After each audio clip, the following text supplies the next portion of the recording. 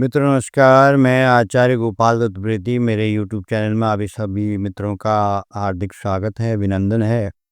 मित्रों आज उपस्थित हुआ हूँ 27 तारीख को हरियाली मधुश्रुआ तीज जो पड़ती है, तो उस तीज के बारे में बताने के लिए तो आपको उसका क्या पूजा कैसे क्या होती है उसके बारे में आपको बताता हूँ, जो लौकिक व्यवहार से भी है और पौराणिक हिसाब से भी मैं आपको बताता हूँ। तो शुरू करते हैं वीडियो। वागरतायु संपृक्तो वागर्थ पतिपत्तये जगता पितरो वंदे पार्वती परमेश्वरो वर्णानां अर्थसंगानां रसानां छन्दसामभिः मंगलानां च कर्तारो वंदे वाणी विनायको भवानी शंकरो वंदे श्रद्धा विश्वासरूपिणो याभ्यां विना न पश्यन्ति सिद्धा शांतस्तमीश्वरम। बोल शंकर भगवान की जय। सभी मित्रों को हरियाली तीज की बहुत बहुत शुभकामनाएं। 27 तारीख को जो है हरियाली मधुश्रवा जो तीज पड़ेगी, तो उसको आप किस प्रकार व्रत पूजन करें, तो उसमें किसका पूजन होता है उसके बारे में मैं आपको बताने के लिए आया हूँ। तो आप सभी लोग जो है वीडियो को ध्यान से सुने और लास्ट तक सुने। चैनल को लाइक भी करें, शेयर भी करें, सब्सक्राइब भी करें, कमेंट्स भी करें, तो उससे पता भी चलता है कि वीडियो सही बन रही कि नहीं बन रही हैं।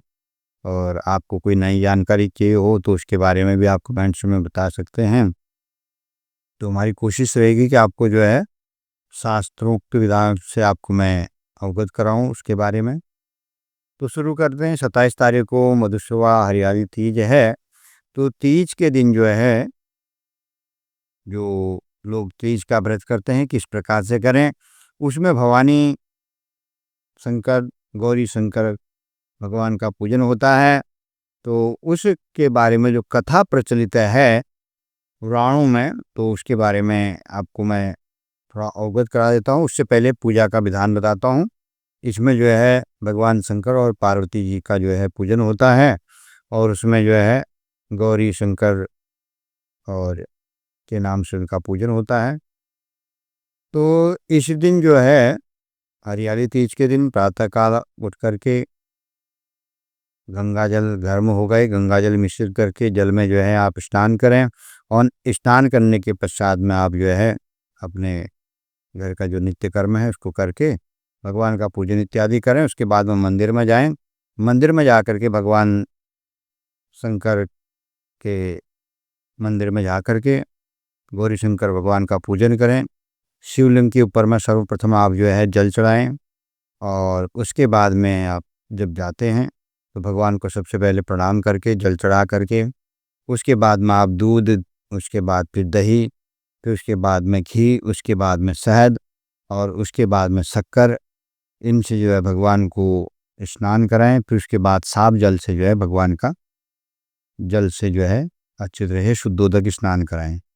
शुद्धोदक स्नान कराने के बाद में एक जनेऊ ले जाएं और भगवान शंकर को जनेऊ पहनावें, और मौली का धागा हो, मौली के धागे से भगवान शंकर के शिवलिंग को और माँ गौरा जी को उसमें जो है मौली के धागे से 3 बार, 7 बार या 11 बार उसको लपेटें। और उसके बाद में जो है शिव परिवार का सबको टीका करें। और गौरी शंकर भगवान के अगर वस्त्र ले गए हैं तो यज्ञों को चढ़ाने के बाद में जो मौली आप बांधेंगे, उसके बाद में अगर पूरे परिवार के वस्त्र ले गए हैं तो वस्त्र चढ़ाएं, और वस्त्र चढ़ाने के बाद में सबको फिर उसके बाद टीका करें। टीके में जो है चंदन और रोली चावल ये होने चाहिए, ज़रूरी है। तो सबको जो है पहले चंदन का टीका लगाएं, फिर उसके बाद में जो है आप रोली का टीका लगाएं। भगवान शंकर के शिवलिंग पर त्रिपुंड बनाएं और बीच में जो है गोल बिंदी जो है आप रखें लाल टीके की, और सबको फिर चावल चढ़ाएं। भगवान शंकर को जो है चावल और काले तिल, सफ़ेद तिल या भूरे तिल, कोई भी 3 प्रकार के तिल होते हैं, तो उसमें से कोई भी चावल और तिल मिला करके चढ़ाएँ। फिर उसके बाद सभी को जो है पुष्प चढ़ाएँ। भगवान के लिए अगर माला ले गए हैं तो माला चढ़ाएँ। माला चढ़ाने के बाद में आप बेलपत्र चढ़ाएँ। बेलपत्र चढ़ाने के बाद में आप जो है भांग, धतूरा, आक के फूल इत्यादि अगर ले गए हैं तो वो चढ़ाएँ, और दुर्वा चढ़ाएँ, और सुगंधित द्रव्य जो है इत्र इत्यादि मिल जाता है तो उसको ले जाएँ और इत्र चढ़ाएँ। वो सब चढ़ाने के बाद में धूप जलाएँ। धूप जलाने के बाद में दिया जलाएँ। दिया जलाने के बाद में आप जो भी नैवेद्य घर से ले गए हैं भगवान को अर्पण करने के लिए, वो नैवेद्य अर्पण करें। और थोड़ा सा गंगा जल आपके घर में होगा, गंगा जल ले जाएं और भगवान को नैवेद्य अर्पण करने के बाद में गंगा जल भगवान को अर्पण करें। और उसके बाद में आप जो है लौंग, इलायची और सुपारी, पान का पत्ता भगवान को अर्पण करें। उसके बाद में आप जो है ऋतु फल, जो भी आपको फल उपलब्ध हों वो चढ़ाएं। और उसके बाद में आप भगवान का थोड़ी देर बैठ करके ध्यान करें, जप करें। उसके बाद में आप भगवान का महानिराजन करें। महानिराजन के बाद भगवान की प्रार्थना करें। इस विधि से भगवान शंकर का पूजन करें, गौरा शंकर का पूजन करें। तो इसकी एक प्राचीन कथा है। एक राजा खड़वांग नाम के एक राजा थे। तो एक बार वो शिकार खेलने के लिए वन में गए। उनकी 2 धर्मपत्नियां थी, बहुत रूपवती थी। तो एक दिन उनके मन में विचार आया, तो जंगल में शिकार खेलने के लिए गए। शिकार खेलते खेलते वो इतने थक गए, जंगल में अनेक प्रकार के पशुओं को उन्होंने मारा।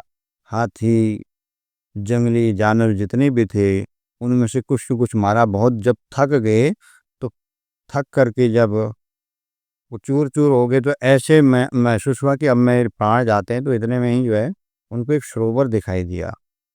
उस सरोवर कमल पुष्पों से युक्त था। उस सरोवर में जाकर के उन्होंने शीतल सुगंधित जल का सेवन किया। और जब जल सेवन करने के बाद थोड़ा सा उनको जो है मानसिक शांति मिली, तो तब उन्होंने इधर उधर देखा तो वहाँ पर जो है अप्सराएं जो है स्वर्ग से आकर के भगवान गौरी शंकर का पूजन कर रहे थे। विशेष करके माँ पार्वती का पूजन इसमें जो है होता है। तो उनका पूजन कर रहे थे। राजा ने भी वहाँ पर बैठ करके उनके साथ में पूजा करी। पूजा का विधान देखा और भगवान की पूजा करने के बाद वो वापस अपने नगर में आए। तो प्रत्येक वर्ष उन्होंने जो है जिस प्रकार अप्सराओं द्वारा जो है उस पूजा का विधान जाना था तो अपने नगरवासियों से कराया। तो भगवान की ऐसी कृपा हुई, उनके नगर में सभी सौभाग्यवान और जो है धनवान हो गए। तो तब से उनके नगर में प्रचलन हो गया। तो इन दिनों वर्तमान के जो सिंधारा तीज या जो है हरियाली मधुश्रवा तीज का व्रत करते हैं यूपी इत्यादि में, तो ये जैसे जो लोक प्रचलन में ज़्यादातर आता है, तो उसमें ये होता है कि जो नई लड़की की शादी हुई होती, जैसे इस साल किसी की गर्मियों में शादी हुई है, तो इस साल जो है लड़की को इस तीज पे अपने घर बुलाते हैं माँ बाप। तो जब लड़की अपने मायके जाती है तो ससुराल वाले उनके घर के लिए जो है माँ के वस्त्र, पिता के वस्त्र, भाइयों के वस्त्र सभी के बेचते हैं। तो ये सिंधारा हुआ। तो उसमें जो है लेडीज के जितने भी सौभाग्य के सामान हैं, लिपस्टिक, बिंदी इत्यादि वो सब बेचते हैं। और फिर जब लड़की मायके से ससुराल आती है तो ससुराल वाले भी उनके सास ससुर के, दामाद के कपड़े इत्यादि भेजते हैं, टीका इत्यादि भेजते हैं। और ये पहले साल होता है। फिर दूसरे साल से सिर्फ लड़की के घर से ही सिंधारा आता है लड़की के ससुराल के लिए। लड़के के घर से नहीं जाता है। तो ये लोक रीति के अनुसार से है। तो इस दिन जो है जो भी सौभाग्यवती स्त्रियां हैं व्रत करती हैं। मेहंदी लगाने का बहुत बड़ा विधान है। तो गौरा जी भी जो है, गौरा जी को भी लोग जा करके मेहंदी की कीप इत्यादि चढ़ाते हैं सौभाग्य द्रव्य में। तो और अपना भी लेडीजें जो है इसमें मेहंदी लगी इत्यादि लगाती हैं, झूला इत्यादि झूलती हैं, सावन के गाने इत्यादि गाते हैं। लोक प्रचलन में ये है। और मंदिर में जा करके भगवान का पूजन करके ये सारी चीज़ें करती हैं। तो आप भी इसी विधि से करें। सबको हरियाली मधुश्रवा तीज की बहुत बहुत शुभकामनाएं। जो भी माताएं बहनें करती हैं तो जिस प्रकार राजा खरवांग ने अपने नगर में आकर के पूजन किया, सभी लोग उस नगर में धनवान सौभाग्यवान हुए। तो आप लोग जो भी करते हैं, सभी को बहुत बहुत शुभकामनाएं। वो भी धनवान हों, सौभाग्यवान हों, सौभाग्यवती बने रहें, उनका सुहाग अमर रहे।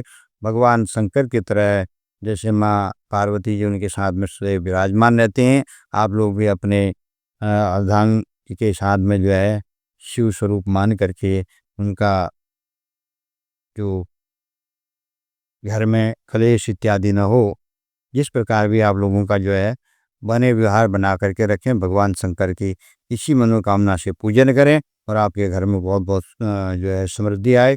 सबको बहुत बहुत शुभकामनाएं। जय जय सिया राम। हर हर महादेव।